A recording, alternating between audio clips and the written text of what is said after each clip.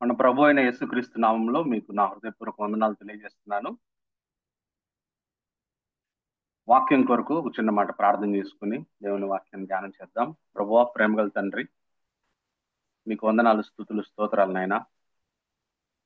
మా అర్హత, మా మంచితనం, మా గొప్పతనం, మా యోగ్యత ఎంత మాత్రం కాదు కానీ కేవలం నీ కృపలో, నీ ప్రేమలో, నీ దయలో మమ్మల్ని జ్ఞాపకం చేసుకుని మా జీవితాల్లో మరొక దినాన్ని, పునరుద్ధాన దినాన్ని మాకు అనుగ్రహించి ఈ పునరుద్ధాన దినంలో సంఘముగా మేమందరము ఈ ఆవరణంలో చేరి పాటల ద్వారా నేను స్తుతించడానికి, ఆరాధించడానికి ప్రభువా, మా ప్రభు అయిన యేసుక్రీస్తు ఆజ్ఞానుసారమైన బలలో చేయవేయడానికి, తిరిగి నీ వాక్యాన్ని ధ్యానించడానికి మాకు ఇచ్చిన ఈ శ్రేష్టమైన సమయం, అవకాశం, ఆధిక్యతను బట్టి వందనాలు.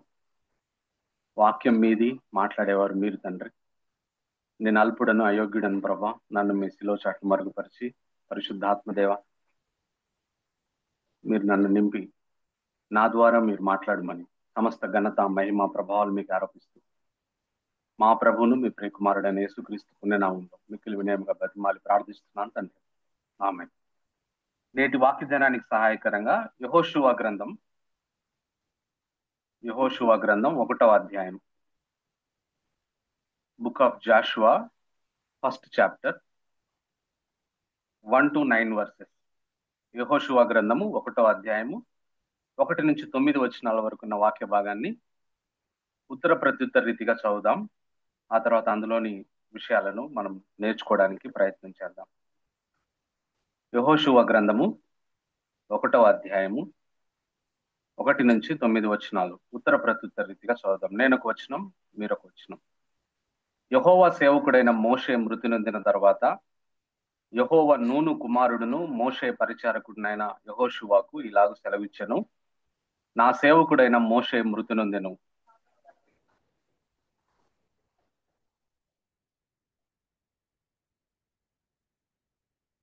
నేను మోషేతో చెప్పినట్లు మీరు అడుగుపెట్టు ప్రతి స్థలమును మీకు ఇచ్చుచున్నాను.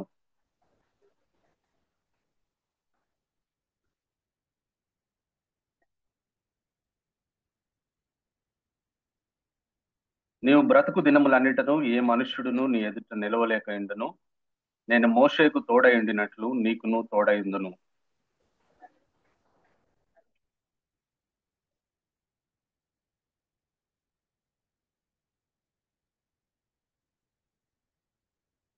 అయితే నీవు నిబ్బరము కలిగి జాగ్రత్త పడి బహుధైర్యముగా నుండి నా సేవకుడైన మోషే నీకు ఆజ్ఞాపించిన ధర్మశాస్త్రం అంతటి చొప్పున చేయవలను. నీవు నడుచు ప్రతి మార్గమున చక్కగా ప్రవర్తించున్నట్లు నీవు దాని నుండి కుడికి గాని ఎడమకు గాని తొలగకూడదు.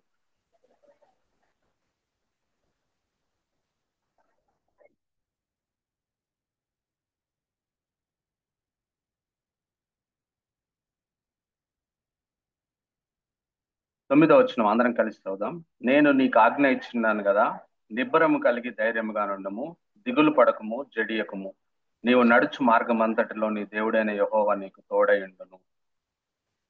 ఈ చదువుకున్న వాక్య భాగంలో ఆ, ఈరోజు మన ధ్యానం కొరకు లెటర్ సి 6 C's, 6 ఇంగ్లీష్ లో సి అనే అక్షరంతో ప్రారంభమయ్యే విషయాలను ఆరిటిని మనము ఆ, ధ్యానం చేద్దాం. So first let's look into the first C. అదేంటంటే the context of this passage. ఈ చదువుకున్న వాక్య భాగం యొక్క నేపథ్యం ఏంటో ఫస్ట్ సి, కాంటెక్స్ట్. నేపథ్యాన్ని మనం చూద్దాం. ఈ యెహోషువ గ్రంథము, జాషువా, బుక్ ఆఫ్ జాషువా అనేది this is the first book named after A person. ఒక వ్యక్తి పేరుతో వ్రాయబడ్డ లేదా కూర్చబడిన మొదటి పుస్తకం యెహోషువ. ఈ పుస్తకం రాసిన వారు కూడా యెహోషువనే. ఈ ఈ చదువుకున్న వాక్య భాగం లేదా యెహోషువ గ్రంథం యొక్క, పుస్తకం యొక్క నేపథ్యాన్ని మనం గమనించినట్లయితే మన కంటికి కనపడే ఈ భూమి, సముద్రము, ఆకాశము, నక్షత్రాలు, కంటికి కనపడని విశ్వం అన్ని మన తండ్రి అయిన దేవునివే కదా, దేవునివి అన్ని. ఈ భూమి అంతా అయింది. అయితే ఆదికాండం 12వ అధ్యాయం 1 నుంచి 3 వచనాల్లో మన తండ్రి అయిన దేవుడు అబ్రహాముతో ఒక వాగ్దానం చేశాడు. అదేమిటనంటే, అబ్రహామా, నేను నీకు నీ తర్వాత నీ సంతతికి ఒక దేశాన్ని ఇస్తాను అని వాగ్దానం చేశాడు. తండ్రి అయిన దేవుడు.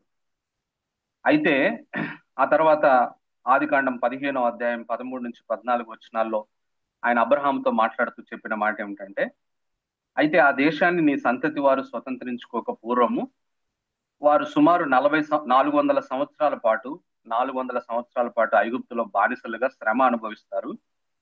ఆ తర్వాత నేను వారిని విడిపిస్తాను, వారిని వాగ్దాన దేశం చేరుస్తాను అని చెప్పాడు అబ్రహాంతో. దేవుడు చెప్పినట్టుగా దేవుడు ఈ మాటలు చెప్పేటప్పటికి అబ్రహాముకి సంతానం లేదు. అయితే దేవుడు చెప్పిన మాట ఏది వ్యర్థము కాదు, నిరర్ధకము కాదు కాబట్టి దేవుడు చెప్పినట్లుగా అబ్రహాముకు ఇస్సాకు జన్మించడం, ఇస్సాకుకు యాకోబు జన్మించడం, యాకోబుకు 12 మంది కుమారులు పుట్టడం, ఆ 12 మందిలో ఒకడైన యోసేపు తన అన్నల చేత బానిసగా అమ్మబడి ఐగుప్తుకు తీసుకొని పోబడ్డం, అక్కడ యోసేపు ఫరో తర్వాత నెంబర్ 2గా అధిపతిగా ఐగుప్తు సామ్రాజ్యానికి దేవుడు హెచ్చించడం, యోసేపు అధికారంలో ఉన్నప్పుడు ఐగుప్తు చుట్టుపక్కల తీవ్రమైన కరువు రావడం, ఆ కరువులో పోషించబడ్డం కోసం యాకోబు అతని మిగిలిన 11 మంది కుమారులు వారి సంతతి అంటే సుమారు 70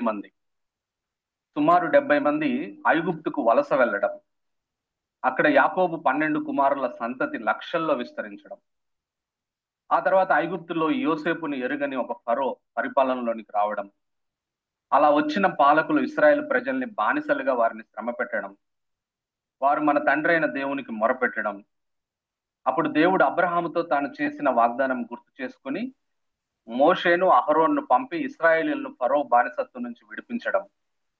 అప్పుడు ఇశ్రాయేలీలు అంటే పోయింది 70 మంది, వచ్చేటప్పుడు సుమారు 20 లక్షల మంది, అప్రాక్సిమేట్ గా 20 లక్షల మంది భారీగా కొల్ల సొమ్ముతో ఐగుప్తు విడిచిపెట్టి కనాను వైపు ప్రయాణించడం కదా. ఇక్కడ ఒక ప్రశ్న, ఇశ్రాయేలీలు ఐగుప్తీయుల సొమ్ము దోచుకోవడం అక్రమమా సక్రమమా? కదా, సక్రమమే. ఎందుకంటే వారిని అది వారి శాలరీ, వారికి శాలరీ ఇవ్వకుండా వారితో వెట్టి పని చేయించారు కదా. అందువల్ల వారు వచ్చేటప్పుడు ఆ కొల్ల సొమ్ము తీసుకొని మరి వారు చేసిన పనికి వేతనంగా వారు తిరిగి బయటికి రావడం, వారు ఐగుప్తు నుండి బయలుదేరిన సుమారు 1.5 year లో కనాను పొలిమేరకు చేరడం, 1.5 year జర్నీ చేసి కనాను పొలిమేరకు వచ్చేశారు.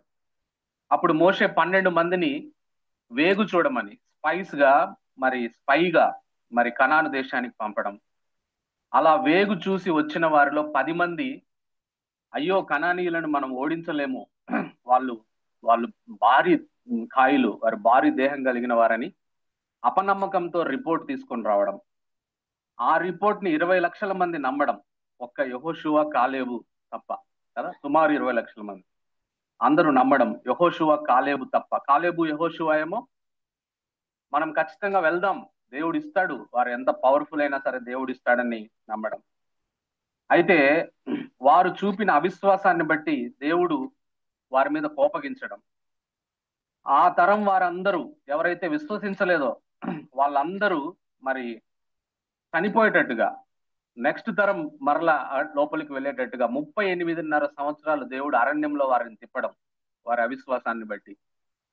ఆ తర్వాత 40 సంవత్సరాల తర్వాత అంటే ఐగుప్తు నుంచి వారు విడిపించబడిన తర్వాత 40 సంవత్సరాల తర్వాత కనాను పొలిమేరలకు చేరడం, ఆ కనాను పొలిమేరకు చేరిన తర్వాత తండ్రి అయిన దేవుడు మోషే చూపిన అవిధేయత మూలంగా మోషే నువ్వు కనాన్లో ప్రవేశించడానికి వీల్లేదు అని చెప్పడం, అప్పుడు మోషే చనిపోవడం. మోషే మరణించిన తర్వాత దేవుడు యెహోషువతో మాట్లాడుతూ నీవు ఇశ్రాయేల్ ప్రజలకు నాయకత్వం వహించి వారితో కలిసి కనాను స్వతంత్రించుకోమని చెప్పిన సందర్భంలోని మాటలు ఈ యెహోషువ గ్రంథం. అవి మనం ఇప్పుడు చదివామనే విషయాన్ని నేను ఈ సందర్భంగా మీకు జ్ఞాపకం చేస్తాను. సో యెహోషువ గ్రంథం అంతా ఏముంటుంది అని అంటే, this is the book about land and people, భూమి మరియు దేవుని ప్రజలు వారు ఏ విధంగా స్వతంత్రించుకున్నారు అనే విషయాలు ఇందులో రాయబడ్డాయి అనే విషయాన్ని నేను మీకు జ్ఞాపకం చేస్తాను. This is the context, first see ఈ వాక్య భాగానికి సంబంధించిన కాంటెక్స్ట్ ఆఫ్ దిస్ ప్యాసేజ్ అనే విషయాన్ని నేను మీకు జ్ఞాపకం చేస్తాను. ఆ తర్వాత next let us look into the second see, the character of the hero and writer of this book, Joshua. యెహోషువ, ఈ పుస్తకాన్ని రాసిన యెహోషువ లేదా ఈ యెహోషువ నాయకత్వంలో ఏ విధంగా ఇశ్రాయేల్ ప్రజలు కనాను స్వతంత్రించుకున్నారో ఆ యెహోషువ గురించిన క్యారెక్టర్ సెకండ్ సి, ఆయన గురించిన కొన్ని విషయాలు మనం జ్ఞాపకం చేసుకుని మనం ముందుకు వెళ్దాం. యెహోషువ గురించి మనం ఆలోచిస్తే, ఈ పుస్తకం రాసిన వారు, ఈ పుస్తకంలో ఇశ్రాయేలు ప్రజలకు నాయకత్వం వహించిన యెహోషువ గురించి మనం ఆలోచిస్తే, first he was a slave. 40 సంవత్సరాల పాటు ఆయన ఐగుప్తులో బానిసగా ఉన్నాడు. He was a slave. Next he became a soldier. ఆ తర్వాత ఆయన సైనికుడు అయ్యాడు. అంటే అమాలేకీయులతో యుద్ధం చేసేటప్పుడు ఇశ్రాయేలు ప్రజలు వారికి నాయకత్వం వహించాడు. ఇశ్రాయేల్ సైన్యానికి నాయకత్వం వహించి అమాలేకీయులతో యుద్ధం చేశాడు. First he was a slave, then he become a soldier. ఆ తర్వాత కనాను పొలిమేరలకు వచ్చిన తర్వాత వేగు చూడమని మరి యెహోషువను కూడా 12 మందిలో ఒకడిగా మరి మోషే పంపించాడు. అంటే later he became a spy కదా. మొట్టమొదట he was a slave, then he became a soldier, later he became a spy. ఆ తర్వాత మనం చూస్తే he became a successor of Moses. మోషేకి మరి మోషే నాయకత్వాన్ని భర్తీ చేయడానికి, మోషే చనిపోయినప్పుడు ఇశ్రాయేల్ ప్రజలకి ఆయన సక్సెసర్ గా ఆయన మారాడు అనే విషయాన్ని నేను మీకు జ్ఞాపకం చేస్తా ఉన్నా. దిస్ ఈస్ ద యెహోషువ యొక్క ప్రస్థానము అనే విషయాన్ని మనం slave, soldier, spy and successor కదా. ఆ తర్వాత యెహోషువలో ఉన్న మంచి లక్షణాలను మనం గమనిస్తే he was a man of faith కదా. మరి ఆయన ఎప్పుడు కూడా ఆయన జీవితంలో మనం చూస్తే విశ్వాసంతో ముందుకు సాగిన వ్యక్తిగా మనం చూస్తాం కదా. తన పితరుడైన అబ్రహాముకు కనానుని ఇస్తానని దేవుడు వాగ్దానం చేశాడు. ఖచ్చితంగా అది నెరవేరుస్తాడని నమ్మాడు 100%. అందుకే ఆయన మరి ఆ విధంగా కనాను దేశంలోకి ఇశ్రాయేల్ ప్రజలు నడిపించాడు అనే విషయాన్ని నేను మీకు జ్ఞాపకం చేస్తుంది. He was a man of faith. రెండోది మనం చూస్తే he was a humble man. 40 సంవత్సరాల పాటు మోషేకి సహాయకుడిగా, అసిస్టెంట్ గా ఉన్నాడు. ఎక్కడ కూడా నమ్మకత్వాన్ని కోల్పోకుండా మరి ఆయన వినయంగా మోషేకు పరిచర్య చేసిన వ్యక్తిగా మనం చూస్తామనే విషయాన్ని నేను మీకు జ్ఞాపకం చేస్తాను. ఈ పుస్తకంలో కూడా మనం చూస్తే యెహోషువ గ్రంథంలో మోషేని సర్వెంట్ ఆఫ్ ద లార్డ్ అని 11 సార్లు మెన్షన్ చేసిండు. Moses the servant of the lord, Moses the servant of the lord అని. తనను గురించి మాత్రం ఒక్కసారే సర్వెంట్ ఆఫ్ ద లార్డ్ అని చెప్పాడనే విషయాన్ని నేను మీకు జ్ఞాపకం చేస్తున్నా. అంటే ఎంతగా తగ్గించుకునే స్వభావాన్ని ఈయన కలిగి ఉన్నాడు అనే విషయాన్ని మనం చూడవచ్చు. మూడో లక్షణం చూస్తే he was a faithful servant, loyal assistant Moses. 40 సంవత్సరాల పాటు నమ్మకంగా మోషే నాయకత్వంలో పనిచేసినాడు, నమ్మకమైన వ్యక్తి అనే విషయాన్ని నేను మీకు జ్ఞాపకం చేస్తాను. ఇంకొక లక్షణాన్ని మనం చూస్తే he was a committed devotee of Jehovah కదా. We know the famous quote, మన ఇళ్లలో పెట్టుకుంటాం ఆ కొటేషన్. యెహోషువ గ్రంథం 24వ అధ్యాయం 15వ వచనం, నేనును నా ఇంటి వారును యెహోవాను సేవించదము అని చెప్పినవాడు, డిక్లేర్ చేసినవాడు యెహోషువ అనే విషయాన్ని నేను మీకు జ్ఞాపకం చేస్తాను. మొత్తం ఈయన ఎంతకాలం జీవించాడు అనే విషయాన్ని మనం గమనిస్తే 40 సంవత్సరాలు బానిసగా ఉన్నాడు, 40 సంవత్సరాలు మోషే నాయకత్వం కింద పనిచేశాడు. ఆ తర్వాత 25 నుంచి 30 సంవత్సరాలు, అంటే యెహోషువ గ్రంథ కాల పరిమితి ఎంత అంటే 25 నుంచి 30 సంవత్సరాల్లో జరిగిన చరిత్ర అది. సో మొత్తం యెహోషువ 110 సంవత్సరాలు జీవించాడు అనే విషయాన్ని నేను మీకు జ్ఞాపకం చేస్తాను. This is the second C, character of Joshua. Next let us look into the third C. మూడవ సి ఏమిటనంటే comparison between book of Joshua and our present Christian life. Comparison, పోలిక. యెహోషువ గ్రంథంలోని విషయాలు మన జీవితానికి, మన క్రైస్తవ జీవితానికి ఏ విధంగా పోలికగా ఉన్నాయి అనే విషయాన్ని మనం జ్ఞాపకం చేసుకున్నాం. మొట్టమొదట చూస్తే the Hebrew name of Joshua is translated as Jesus in Greek language. యెహోషువ అనేది హీబ్రూ పదం. ఆ హీబ్రూ పదాన్ని గ్రీకు పదంలోకి తర్జుమా చేస్తే యేసు ప్రభు, జీసస్ అనే మాట వస్తుంది. అంటే Joshua, Jesus are the same names అనే విషయాన్ని నేను మీకు జ్ఞాపకం చేస్తున్నా. యెహోషువ అనే పేరే హీబ్రూలో యెహోషువ, గ్రీకులో యేసు అనే పేరు. దాని అర్థం ఏమిటనంటే గాడ్ సేవ్స్. యేసు అనగా రక్షకుడు, రక్షించును అనే విషయాన్ని నేను మీకు జ్ఞాపకం చేస్తున్నా. This is the first comparison. రెండో విషయాన్ని మనం చూస్తే Joshua faced very hostile environment in Canaan. కానానులో యెహోషువ చాలా తీవ్రమైన హాస్టైల్ ప్రతిఘటనని ఎదుర్కొన్నాడు కదా. ఇప్పుడు మన ప్రజెంట్ క్రిస్టియన్ లైఫ్ లో చూస్తే మనం కూడా ఇప్పుడున్న సొసైటీలో తీవ్రమైన ప్రతిఘటనను క్రైస్తవ విశ్వాస జీవితంలో ఎదుర్కొంటున్నాం అనే విషయాన్ని నేను మీకు జ్ఞాపకం చేస్తున్నా. This is the second comparison. మూడో విషయాన్ని మనం చూస్తే, God the father distributed land to Israel through Joshua. యెహోషువ ద్వారా ఇస్రాయేల్ 12 తెగలకి మరి తండ్రి అయిన దేవుడు భూభాగాన్ని పంచిచ్చాడు. It's a physical blessing. Whereas in New Testament, నూతన నిబంధనలో, God the Father is disbursing spiritual blessing through Jesus Christ. నూతన సంఘ విశ్వాసులుగా, నూతన నిబంధన విశ్వాసులుగా మనకి యేసు ప్రభు ద్వారా అన్ని ఆత్మీయ ఆశీర్వాదాలని తండ్రి అయిన దేవుడు మనకిస్తూ ఉన్నాడు. ఎఫ్ఎస్సి 1:3లో ఆ మాట రాయబడింది అనే విషయాన్ని నేను మీకు జ్ఞాపకం చేస్తా ఉన్నా. That is the third comparison. Fourth comparison చూస్తే, Israel took their land little by little with persistence and fight. Likewise, we need to took back our flesh for Christ little by little with our same persistence and fight. Joshua ఏ విధంగా, Joshua Israel ప్రజలు ఆ కనాను దేశాన్ని కొద్ది కొద్దిగా ఆయన స్వతంత్రించుకున్నారో, అదే విధంగా మనం కూడా, ఎందుకంటే ఆ దేశం దేవుని దేశాన్ని తిరిగి వాళ్ళు స్వతంత్రించుకున్నారు. అదే విధంగా ఈ దేహము దేవుంది, మన దేహం. ఈ దేహంలో చాలా ఉంటాయి శత్రువులు కదా. ఈ దేహాన్ని కూడా మనం కొద్ది కొద్దిగా క్రైస్తవులంగా దేవుని కొరకు తిరిగి సంపాదించుకోవాలి. This body belongs to Jesus Christ, God కదా. కాబట్టి ఈ శరీరము మనం అపవాది బానిసత్వంలోనికి వెళ్ళిపోయింది కాబట్టి ఈ శరీరాన్ని మనం కొద్ది కొద్దిగా మనం నియంత్రణలోనికి తీసుకోవాల్సిన అవసరం ఉంది అనే విషయాన్ని నేను మీకు జ్ఞాపకం చేస్తున్నా. This is the fourth comparison. Fifth comparison చూస్తే, like Joshua and Israel were victorious in their battle, this book of Joshua is a model for victorious Christian living. ఏ విధంగా అయితే వాళ్ళు యెహోషువ ఇశ్రాయేలు ప్రజలు గొప్ప విజయాన్ని నమోదు చేశారు శత్రువుల మీద, ఈ పుస్తకం కూడా, ఇదే పుస్తకం మనకు కూడా మనం క్రైస్తవ ఆధ్యాత్మిక జీవితంలో విక్టోరియస్ లివింగ్, విజయవంతమైన జీవితం మనం జీవించడానికి ఎలా ఉండాలో, ఎలా జీవించాలో, ఎలా ఫైట్ చేయాలనే విషయాన్ని ఈ పుస్తకం మనకు నేర్పిస్తుంది అనే విషయాన్ని నేను మీకు జ్ఞాపకం చేస్తా ఉన్నా. చివరిది, ఆరోది మనం చూస్తే, like Joshua took Israel into promise land, our Lord Jesus will take us to the promise land, that is heaven కదా. యెహోషువ ఏ విధంగా అయితే ఇశ్రాయేల్ ప్రజల్ని వాగ్దాన దేశంలోనికి తీసుకొని పోయాడో, మన ప్రభు అయిన యేసుక్రీస్తు మన వాగ్దాన దేశం పరలోకానికి మనల్ని తీసుకొని పోతున్నాడు అనే విషయాన్ని కూడా నేను మీకు జ్ఞాపకం చేస్తాను. So these are the 3 C's of this passage. ఇప్పుడు మనం ప్యాసేజ్ లోనికి వెళ్దాం. Let us dive into this passage. Now let us look into another 3 C's which are keys for victorious Christian living in the hostile world.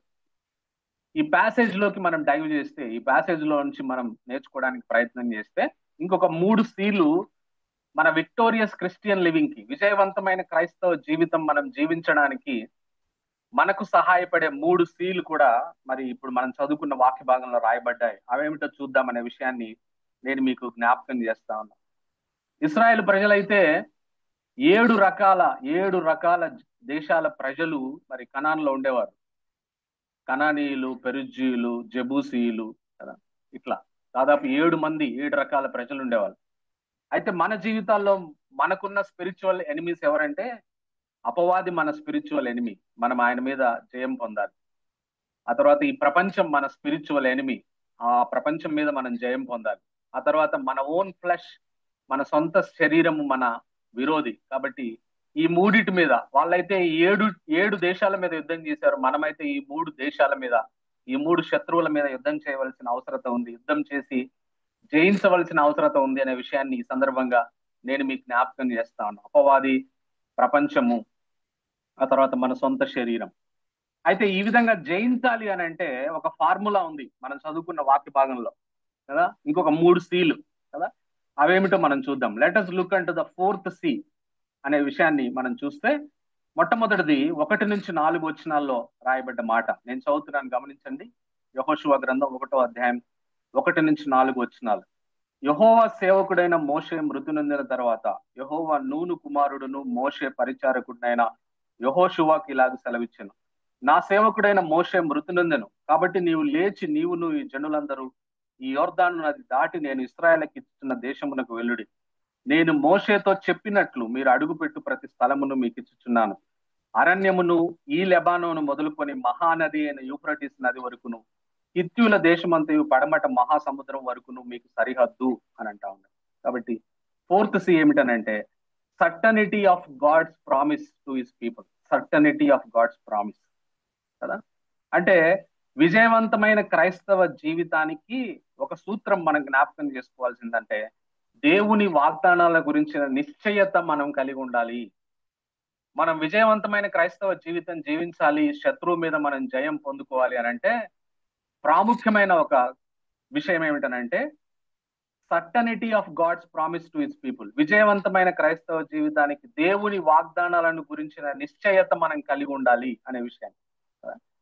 దేవుడు ఇశ్రాయేల్ ప్రజలకి 4th verse చూస్తే 3 lakh చదరపు మైళ్ళు, 3 లక్షల చదరపు మైళ్ళ దేశాన్ని ఇచ్చాడు వాళ్ళకు వాగ్దానం.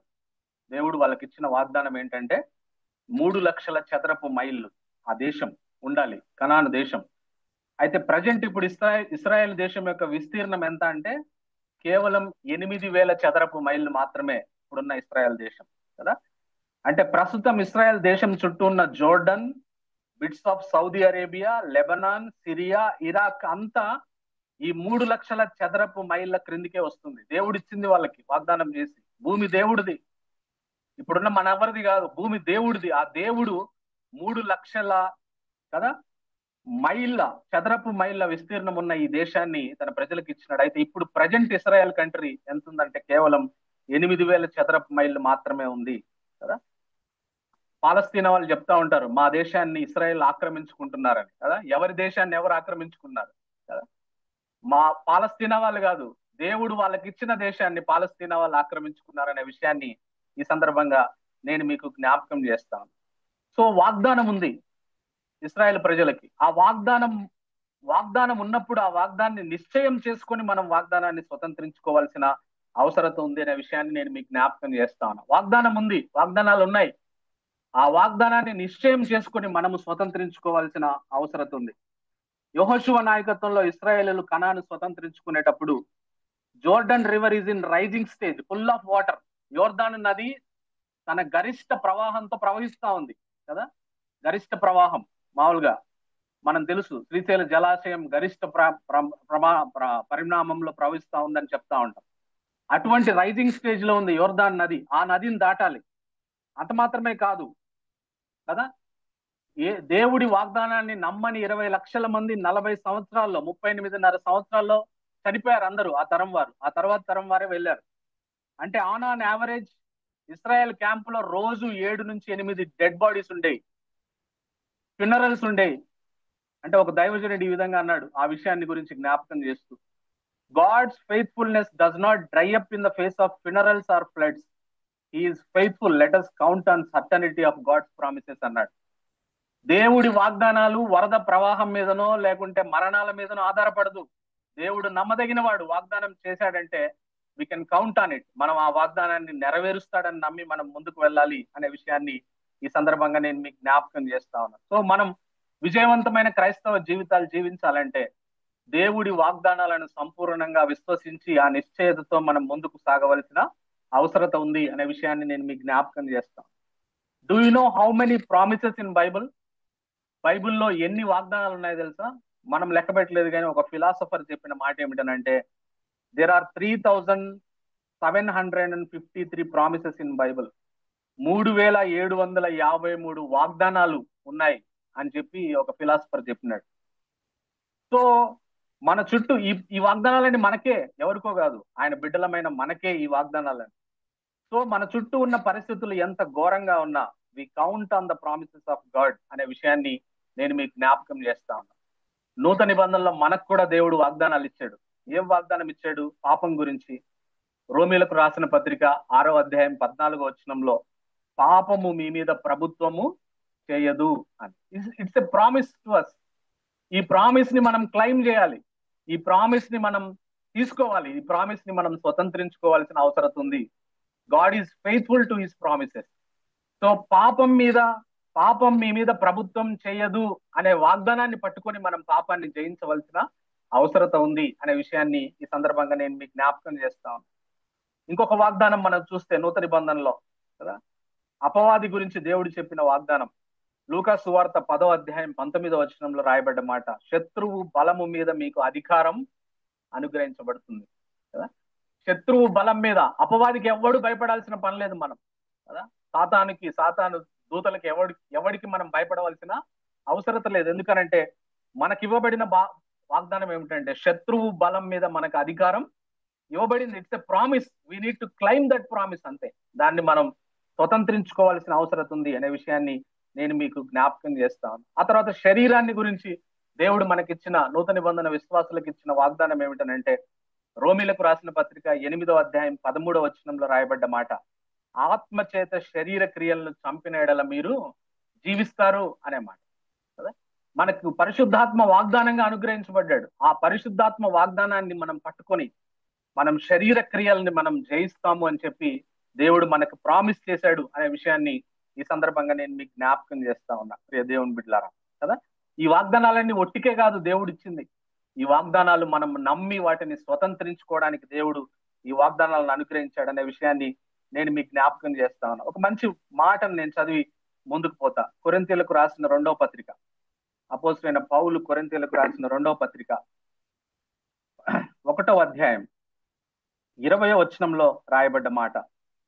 కొరింథీయులకు రాసిన 2వ పత్రిక 1వ అధ్యాయం 20వ వచనం, దేవుని వాగ్దానములు ఎన్ని అయినను అన్నియు క్రీస్తునందు అవునన్నట్టుగానే ఉన్నవి గనుక మన ద్వారా దేవునికి మహిమ కలుగుటకై ఆయన వలన నిశ్చయములై ఉన్నవి. దేవుని వాగ్దానాలు ఎన్నైనా అన్నియు క్రీస్తునందు అవును అన్నట్లుగానే ఉన్నాయి అనే విషయాన్ని దేవుడు మనకు తెలియజేస్తున్నాడు అనే మాట నేను మీకు గుర్తు చేస్తా ఉన్నా. ఇంగ్లీష్ లో చాలా బాగుంటది. For all the promises of God in him Christ are yes and in him amen అనే మాట. ఎంత మంచి మాట కదా. For all the promises of God in him Christ are yes promises and in him amen అనే మాట అక్కడ రాయబడింది అనే విషయాన్ని నేను మీకు జ్ఞాపకం చేస్తాను. So like Israel, let us not have problem in trusting God's promises. దేవుని వాగ్దానాలను విశ్వసించడంలో ఇశ్రాయేలు ప్రజలు ఎందుకు వాళ్ళు స్వతంత్రించుకోలేకపోయారు అనంటే, మనం చూస్తే వాస్తవంగా ఆ రోజు కనానులో కూడా 3 లక్షల చదరపు మైళ్ళు వాళ్ళు స్వతంత్రించుకోలే. ఇంకా కొంత భాగాన్ని వదిలిపెట్టినారు వాళ్ళు. ఆ తర్వాత ఎప్పుడు దాన్ని స్వతంత్రించుకున్నారంటే దావీదు కాలంలో. దావీదు దేవుడు వాగ్దానాలను నమ్మిండు కాబట్టి దావీదు కాలంలో మొత్తం 3 లక్షల చదరపు మైళ్ళని స్వాధీనం చేసుకున్నారు వాళ్ళు. అట్లా మనం కూడా మన జీవితాల్లో వాగ్దానాలు ఉన్నాయి. ఆ వాగ్దానాలను మనం విశ్వసించడంలో ఎటువంటి పొరపాటు లేకుండా, ఎటువంటి లోపం లేకుండా మనం ముందుకు వెళ్ళినట్లయితే మనం ఖచ్చితంగా విజయవంతమైన క్రైస్తవ జీవితాన్ని మనం జీవిస్తాం అనే విషయాన్ని ఈ సందర్భంగా నేను మీకు జ్ఞాపకం చేస్తాను. ఆ తర్వాత let us see 5th C, 5వ సిని మనం జ్ఞాపకం చేసుకుందాం. 5 నుంచి 6 వచనాల్లో రాయబడ్డ మాట, యెహోషువ గ్రంథం 1వ అధ్యాయం 5 నుంచి 6 వచనాలు.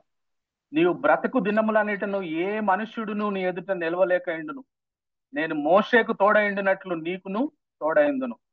నిన్ను విడువను, నిన్ను ఎడబాయను. నిబ్బరము కలిగి ధైర్యముగా నుండుము. వారికి ఇచ్చేదనని నేను వారి పితరులతో ప్రమాణం చేసిన దేశమును నిశ్చయముగా నీవు ప్రజల స్వాధీనము చేశాడు. 5వ సి ఏమిటనంటే confidence in God's presence with us కదా. కాన్ఫిడెన్స్. 5వ సి ఏమిటనంటే confidence in God's presence with us. దేవుని సన్నిధిని గురించిన నమ్మకం మనం కలిగి ఉండాలి. 5వది కదా. అంటే ఈ 9 వచనాల్లో మనం చూస్తే, మనం చదువుకున్న 9 వచనాల్లో దేవుడు యెహోషువతో 3 సార్లు బీ స్ట్రాంగ్ అండ్ కరేజియస్ అన్నాడు. బీ స్ట్రాంగ్ అండ్ కరేజియస్, నిబ్బరం కలిగి ధైర్యంగా నుండు అన్నాడు కదా. ఎందుకు నువ్వు నిబ్బరం కలిగి ధైర్యంగా ఉండాలంటే దేవుడు చెప్తున్న మాట ఏంటంటే నేను నీకు తోడుగా ఉన్నాను. యెహోషువ 3 సార్లు దేవుడు చెప్పిన మాట, నువ్వు నిబ్బరం కలిగి ధైర్యంగా ఉండు. ఎందుకు నిబ్బరం కలిగి ధైర్యంగా ఉండాలని చెప్తున్నానో తెలుసా? నేను నీకు తోడుగా ఉన్నాను. My presence is with you. నేను నీకు తోడుగా ఉన్నాను కనుక నువ్వు నిబ్బరం కలిగి ధైర్యంగా ఉండు అన్నాడు అనే విషయాన్ని నేను మీకు జ్ఞాపకం చేస్తా ఉన్నా. ప్రియ దేవుని బిడ్డలారా, మన దేవుడు ఆయన తోడు లేకుండా మనం ఏమైనా చేయాలని కోరుకోడు. మనం అన్ని విషయాల్లో ఆయన మీద ఆధారపడాలి. ఆయన సహాయం అడిగి పొందుకొని ఆయన పనులు చేయాలని కోరుకుంటాడు. ఇటీవల నా డివోషన్ టైంలో నా ఉదయకాల మౌన ధ్యాన సమయంలో నేను బైబిల్ చదువుతున్నప్పుడు ఒక థాట్ నన్ను అట్లా హిట్ చేసింది. అదేంటంటే, ఫర్ ఎగ్జాంపుల్ మోషే మిద్యాను వనంలో తన మామ ఇత్రో మందని కాస్తూ ఉన్నప్పుడు దేవుడు మండుచున్న పొదలో నుండి మోషేతో మాట్లాడుతూ, మోషే, నీవు ఫరో యొద్దకు వెళ్ళి నా జనులను విడిపించు అన్నాడు. అప్పుడు మోషే ఏమన్నాడు? అయ్యా, నేను నోటి మాంద్యము నాలిక మాంద్యం గలవాడును. అంటే ఫర్ ఎగ్జాంపుల్ దాన్ని పేరాఫ్రేజ్ చేస్తే, నేను నత్తోడినయ్యా, నత్తివాడను అని అన్నాడు. చూడండి ఆ మాటలు చూద్దాం. నిర్గమకాండము 4వ అధ్యాయం. నిర్గమకాండం 4వ అధ్యాయం 10 నుంచి 16 వచనాలు చదువుతున్నాను, గమనించండి. నిర్గమకాండం, exodus, book of exodus 4th chapter 10 to 16 versus చదువుతున్నాను. అప్పుడు మోషే, ప్రభువా, ఇంతకు మునుపైనను నీవు నీ దాసునితో మాట్లాడినప్పటి నుండి అయినను నేను మాట నేర్పరిని కాను. నేను నోటి మాంద్యము నాలిక మాంద్యము గలవాడినని యెహోవాతో చెప్పగా, యెహోవా, మానవునకు నోరిచ్చిన వాడెవడు? మూగవాన్నే గాని, చెవిటివాన్నే గాని, దృష్టి గలవాన్నే గాని, గుడ్డివాన్నే గాని పుట్టించిన వాడెవడు? యెహోవానైనా నేనే కదా. కాబట్టి వెళ్ళుము, నేను నీ నోటికి తోడయిండి నీవు ఏమి పలకవలసినది నీకు బోధించదనని అతనితో చెప్పాను. అందుకు అతడు, అయ్యో ప్రభువా, నీవు తలంచిన వాన్నే పంపమనగా, ఆయన మోషే మీద కోపపడి, లేవీయుడగు నీ అన్న అయిన అహరోను లేడా? అతడు బాగుగా మాట్లాడగలడని నేను ఎరుగుదును. ఇదిగో అతడు నిన్ను ఎదుర్కొన వచ్చుచున్నాడు. అతడు నిన్ను చూచి తన హృదయమందు సంతోషించును. నీవు అతనితో మాట్లాడి అతని నోటికి మాటలు అందించవలను. నేను నీ నోటికి అతని నోటికి తోడయండి మీరు చేయవలసిన దాన్ని మీకు బోధించదను. అతడే నీకు బదులుగా జనులతో మాట్లాడును. అతడే నీకు నోరుగాండును. నీవు అతనికి దేవుడగా ఉండువు అని అంట కదా. ఇక్కడ నాకు వచ్చిన థాట్ ఏంటంటే, ఒక టేక్ అవే పాయింట్ ఏమిటంటే, మోషే, దేవా నేను నత్తివాడనంటే నత్తివాడైన మోషేను స్వస్థపరిచి వాడుకోలే దేవుడు కదా. దేవుడిని నత్తివాడిని స్వస్థపరచడం ఎంత పని దేవునికి? క్షణాల్లో చేసేస్తాడు అట్లా కదా. నేను నత్తివాడిని అయ్యా అని అంటే మోషే నత్తివాడిని స్వస్థపరిచి వాడుకోలే దేవుడు కదా. నత్తివాడినే గొప్ప నాయకుడిగా చేసినాడు దేవుడు కదా. నత్తివాడిని గొప్ప నాయకుడిగా చేసి ఆయన మోషేని ఇప్పటికీ గొప్ప ప్రవక్తగా ఆయన నిలబెట్టినాడు అనే విషయాన్ని నేను మీకు జ్ఞాపకం చేస్తా ఉన్నాను. ఎందుకు? ఆయన తోడుగా ఉండి కదా. పౌలు పరిస్థితి కూడా చూస్తే, పౌలు, ప్రభువా నా దేహంలో ముళ్ళును తీసేయమని 3 సార్లు అడిగితే ముళ్ళును పెట్టే వాడుకున్నాడు పౌల్ని దేవుడు. ముళ్ళును తొలగించలే. ఆయన దేహంలో ముళ్ళుతోనే పౌలును వాడుకున్నాడు అనే విషయాన్ని నేను మీకు జ్ఞాపకం చేస్తున్నాను. అందుకే 2వ కొరింథీ పత్రిక 12లో, నేను ఎప్పుడు బలహీనుడను అప్పుడే బలవంతుడను, బలహీనత యందు దేవుని శక్తి నాలో పరిపూర్ణమగుచున్నది, అందువల్ల నా బలహీనతతో నేను సంతోషిస్తున్నాను అన్నాడు పౌలు గారు కదా. మన దేవుడు బాగా పర్ఫెక్ట్ ఉన్న వాళ్ళని వాడుకోవడం కాదు. మన దేవుడు నత్తివాణ్ణి వాడుకున్నాడు, పొట్టివాణ్ణి వాడుకున్నాడు, పిరికివాణ్ణి వాడుకున్నాడు కదా. నత్తివాడంటే మోషే, పొట్టివాడంటే దావీదు హైట్ 5.2నే, మొత్తం 3 లక్షల చదరపు మైళ్ళు తీసుకొచ్చిండు దేవుడు ఆ దేశం మొత్తాన్ని కదా. ఆక్రమించేసిండు పొట్టివాడు కదా. పిరికివాడు దావీదును పొడుగు చేయలే దేవుడు. వాళ్ళకున్న బలహీనతల్లోంచే పిరికివాడైన గిద్యోన్ని మహా పరాక్రమవంతుడైన బలశాలుడా అని చెప్పి ఆయన్ని ఒక మైటీ వారియర్స్ గా వీరందరినీ తయారు చేసినాడు అనే విషయాన్ని నేను మీకు జ్ఞాపకం చేస్తా ఉన్నా. ఎందుకు వీళ్ళందరూ అలా తయారయ్యారంటే, బికాస్ ఇక్కడ మనం గుర్తుపెట్టుకోవాల్సిన పాయింట్ ఏమిటంటే, గాడ్ వాజ్ విత్ దెమ్. దేవుడు వారితో ఉండి వారి ద్వారా గొప్ప కార్యాలు చేసినాడు అనే విషయాన్ని నేను మీకు జ్ఞాపకం చేస్తా ఉన్నా.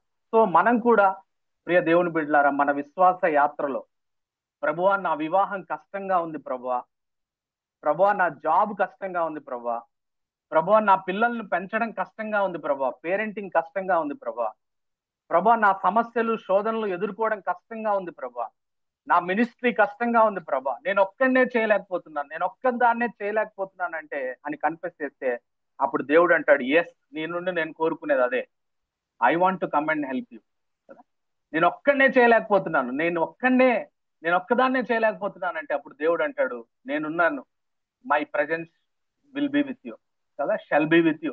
నేను నీకు తోడుగా ఉంటాను, నువ్వు నిబ్బరము కలిగి ధైర్యంగా ఉండు అని చెప్తున్నాడు అనే విషయాన్ని ఈ సందర్భంగా నేను మీకు జ్ఞాపకం చేస్తున్నాను. Don't be afraid, be strong and courageous, I will be with you అని అంటాడు అనే విషయాన్ని నేను మీకు జ్ఞాపకం చేస్తాను. అందుకే బైబిల్లో మనం చూస్తే కొంతమంది బైబిల్ పండితులు చెప్పే మాట ఏమిటంటే, ఫియర్ నాట్ అనేది వివిధ వేరియేషన్స్ లో 366 సార్లు ఉంటుంది అంటారు. కొంతమంది 365 అంటే, లేదు కొంతమంది 366 సార్లు ఉంది అంటే, లీప్ ఇయర్ లో ఒక రోజు ఎక్స్ట్రా వస్తే కూడా ఆ రోజు కూడా దేవుడు చెప్తున్న మాట ఏమిటనంటే, డు నాట్ ఫియర్, ఎందుకంటే because I am with you, నేను మీకు తోడుగా ఉంటాను. పాత నిబంధన అయినా కొత్త నిబంధన అయినా పాత నిబంధనలో చెప్పాడు, కొత్త నిబంధనలో చెప్పాడు, యేసు ప్రభు చెప్పాడు కదా, నేను మిమ్మల్ని విడువను ఎడబాయను, బూది గంతముల వరకు నేను మీకు తోడుగా ఉంటాను అని చెప్పినాడు అనే విషయాన్ని ఈ సందర్భంగా నేను మీకు జ్ఞాపకం చేస్తాను.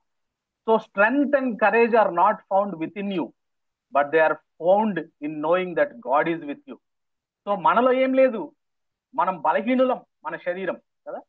సో ఈ బలహీనమైన శరీరంలో బలము శక్తిని మనం పొందుకోలేం, కానీ దేవుడు మనతో ఉన్నాడనే అది మనకు బలాన్ని శక్తిని ఇస్తుంది అనే విషయాన్ని నేను మీకు జ్ఞాపకం చేస్తాను. నేను ఈవా ఎల్సా మాట్లాడుకుంటూ ఉంటే ఇంట్లో ఏదో సందర్భం వచ్చినప్పుడు ఈవా అన్నది, ఎల్సా దేవుడున్నాడు, దేవుడు చూస్తా ఉన్నాడు అని అన్నది. ఈవా అని అంటే ఎల్సా అంటుంది, ఎక్కడున్నాడు డాడీ, జీసస్ చూపి నాకు అని అంటుంది. ఎక్కడున్నాడు నాకు చూపి అని అంటుంది. అప్పుడు మేము చెప్పాము ఇద్దరం కలిసి, దేవుడు ఉంటాడు ఇక్కడ, మనకు కనపడ్డు, దేవుడు స్పిరిట్ బీయింగ్, ఆయన మనలాగా శరీరధారి కాదు. కాబట్టి ఆయన ఉన్నాడు, ఆయన మనతోనే ఉన్నాడు, మన ఇంట్లో ఉన్నాడు, మన ఫ్యామిలీ ప్రేయర్ లో ఉన్నాడు. ఎక్కడ ఇద్దరు ముగ్గురు నారాంపేట కూడి ఉంటే అక్కడ నేను ఉంటాను కదా. సో ఎల్సా లాగా కనపడలేదు కాబట్టి దేవుడు లేడు అనకుండా, ఈవాలాగా కదా, కనపడకపోయినా ఆయన ఉన్నాడు, హీఈస్ విత్ అస్. ఎందుకంటే ఆయన మనకు ప్రామిస్ చేశాడు కాబట్టి మనం ఆయనతో ఉన్నాడని మనం నమ్మాలి. He is our Emmanuel. ఇమాన్యుయల్ అంటే దేవుడు మనకు తోడు అని అర్థం.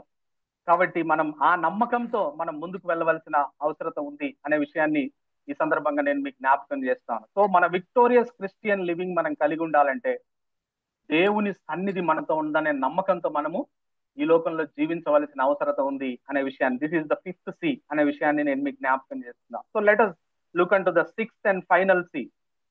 చివరి సిని మనం జ్ఞాపకం చేసుకుందాం, అదేమిటో చూద్దాం. చూడండి, 7-9 వచనాల్లో, యెహోషువ గ్రంథం 1వ అధ్యాయం 7-9 వచనాల్లో, అయితే నీవు నిబ్బరము కలిగి జాగ్రత్త పడి బహుధైర్యముగా నుండి నా సేవకుడైన మోషే నీకు ఆజ్ఞాపించిన ధర్మశాస్త్రం అంతటి చొప్పున చేయవలను.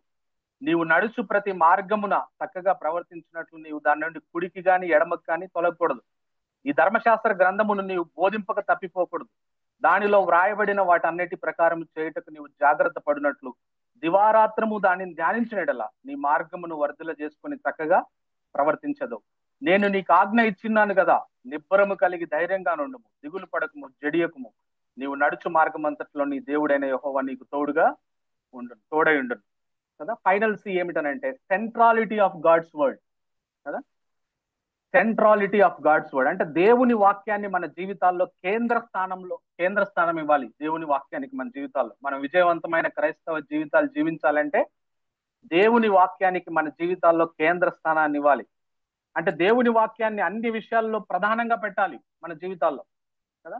మన ఆలోచనలకు కేంద్ర బిందువు దేవుని వాక్యమై ఉండాలి, మన నిర్ణయాలకు కేంద్ర బిందువు దేవుని వాక్యమై ఉండాలి, మన నడవడికి, మన ప్రవర్తనకి, మన సంభాషణలకి, మన భాష్యాలకి, మన వివరణలకి, అన్నిటికీ దేవుని వాక్యానికి మనం సెంట్రాలిటీని ఇవ్వవలసిన అవసరత ఉంది అనే విషయాన్ని, కేంద్ర స్థానాన్ని ఇవ్వవలసిన అవసరత ఉందనే విషయాన్ని నేను మీకు జ్ఞాపకం చేస్తాను. ఒకటి గుర్తు చేసుకుందాం, అసలు దేవుని వాగ్దానాలను గురించిన భరోసా మనం కలిగి ఉండడానికి, ఆయన సన్నిధి మనతో ఉందనే భరోసా మనకి ఎలా వస్తుంది? దేవుని వాక్యం ద్వారానే కదా.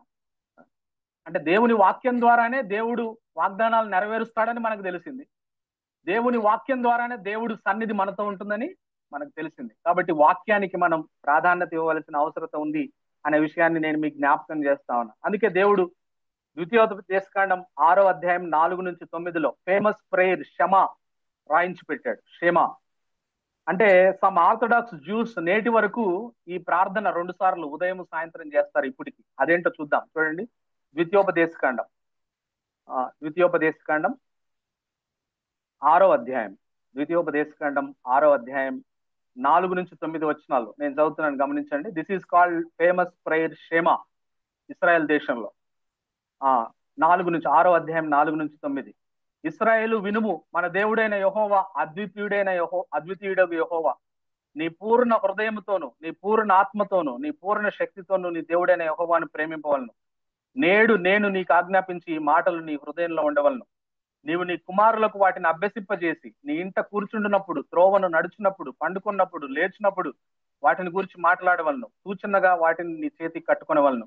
అవి నీ కన్నుల నడుమ బాసికము వలె ఉండవలను. నీ ఇంటి ద్వారబంధముల మీదను నీ గౌనుల మీదను వాటిని వ్రాయవలను అనే మాట కదా. అంటే యెహోవా దేవుడు యెహోషువతో ఈ మాటలు చెప్పే నాటికి వాళ్ళకి బైబిల్ అంటే కేవలం 5 పుస్తకాలే కదా, 5 పుస్తకాలే కదా వాళ్ళకి. కానీ ఇప్పుడు మనకైతే దేవుడు తన కృప ద్వారా 66 పుస్తకాల్ని ఇచ్చాడు కదా.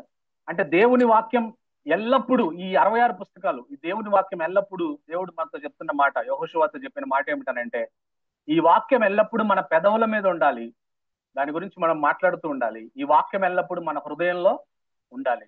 వాక్యము చేత నింపబడే వారముగా మనం ఉండాలి. We need to be saturated with the word of God. మనం మాట్లాడితే దేవుని వాక్యం, మన హృదయం దేవుని వాక్యంతో నిండి ఉండాలి, మన జీవితం అంతా దేవుని వాక్యంతో నింపబడి ఉండాలి అని అంటా ఉన్నాడు. అంత మాత్రమే కాదు, 7-8 వచనాల్లో రాయబడ్డ మాటలు మనం చూస్తే దేవుని వాక్యం మన పెదవుల మీద ఉండాలి, మన హృదయంలో ఉండాలి. అంత మాత్రమే కాదు, దాని ప్రకారం ప్రవర్తించాలి అన్నాడు కదా. 7 వచనంలో మనం చూస్తే, 7వ వచనం కింది భాగంలో, నీవు నడుచు ప్రతి మార్గమును చక్కగా ప్రవర్తించున్నట్లు నీవు దాని నుండి కుడికి గాని ఎడమకు గాని తొలగకూడదు అని అంటా ఉన్నాడు. ఆ తర్వాత 8వ వచనం స్టార్టింగ్ లో, ఈ ధర్మశాస్త్ర గ్రంథమును నీవు బోధింపక తప్పిపోకూడదు అంటే నీ లిప్స్ మీద ఉండాలి ఎప్పుడు. అంత మాత్రమే కాదు, దానిలో వ్రాయబడిన వాటన్నిటి ప్రకారము చేయుటకు నీవు జాగ్రత్త పడాలి అని అంట కదా. అది మన మన లిప్స్ మీద ఉండాలి, మన హృదయంలో ఉండాలి, దాని ప్రకారం మనం జీవించాలి. అలా జీవిస్తే ఏమవుతుందంట, ఏమంటున్నాడు, 2 గొప్ప విషయాలు మనం జరుగుతాయి మన జీవితాల్లో. మొట్టమొదటిది ఏమిటంటే, దేవుడు అంటున్నాడు, నువ్వు అడుగు పెట్టే ప్రతి స్థలము నీకు ఇస్తాను అంటున్నాడు. You may be successful wear ever you go. నువ్వు ఎక్కడికి వెళ్ళినా విజయం నీ వెంట వస్తుంది కదా, దేవుడు చెప్తున్న మాట ఎప్పుడు కదా. ఆయన వాగ్దానాలను మనం విశ్వసిస్తే, ఆయన సన్నిధి మనతో ఉందని మనం బిలీవ్ చేస్తే, వాక్యం మీద మన జీవితాలను కట్టుకుంటే, దేవుడు చెప్తున్న మాట ఏమిటనంటే, నీవు అడుగు పెట్టు ప్రతి స్థలము నీకు ఇస్తానన్నాడు. రెండోది ఏమిటనంటే, you will be prosperous and successful. దేవుడు నిన్ను సుసంపన్నుడిగా చేస్తాడు, ఆయన నిన్ను విజేతగా చేస్తానంటున్నాడు. విజేతగా చేస్తా అంటున్నాడు నిన్ను కదా. సుసంపన్నం చేస్తాడు మనల్ని, ఇంతకంటే మనకు కావాల్సిందేముంది కదా. కాబట్టి మనం అలా క్రైస్తవ విశ్వాస జీవిత యాత్రలో ఉండాలి అని అంటే, వాక్యం మన నోటిలో ఉండాలి, హృదయంలో ఉండాలి, వాక్య ప్రకారం జీవించాలి అనే విషయాన్ని నేను మీకు జ్ఞాపకం చేస్తున్నాను. So dear church, let us not fear for anything. దేని గురించి మనం భయపడాల్సిన పని లేదు కదా. Let us not fear for anything, because ఇస్రాయేల్ ప్రజలకైతే మోషే కంటే తక్కువైన, మోషే అసిస్టెంట్ అయిన యెహోషువ వాళ్ళకి నాయకత్వం వహించి నడిపిస్తుంటే, మనకైతే మోషే కంటే గొప్పవాడు యేసు ప్రభు మనకు నాయకత్వం వహించి నడిపిస్తున్నాడు. దేవుడి మాటలు దీవించును గాక. Joshua stepping into Moses' shoes, and Moses was a great man. He was, in the sight of Israelites, he was the greatest leader. And Joshua stepping into his shoes, and God is encouraging him how to face the future. And this is an encouragement for us also, how we should face the future. The secret of being prosperous and successful. Verse 9 says, do not be afraid, do not be discouraged. All of us, we go through this, fear and discouragement. This book shows us how to overcome this passage. Let us pray. Father, we thank you for this life of Joshua that we were reminded of a progressive life where he first came as a slave, then a soldier, then became the successor of the great man of faith, Moses himself. And he went where Moses could not go. He conquered where Moses could not conquer. Help us to live this kind of faithful life, this kind of committed life. May we be people of faith, may we be people of humility. And today may we realize, Lord, that in you, Lord Jesus, we enjoy greater blessings. Not just physical blessings, but spiritual blessings. We enjoy in you, Lord Jesus. We enjoy your presence, your protection, your provision, and everything. Help us, therefore, to be people who have confidence in your word, who give importance to your word, And may we be people who completely believe the certainty of your promise. What you said will happen. We thank you, we praise you, Lord. In Lord Jesus' most precious name we pray. Amen. Now may the love of God the Father, the grace of our Lord Jesus Christ, and the sweet fellowship of the Holy Spirit God be with us now and forevermore. Amen. Thank you. God bless you.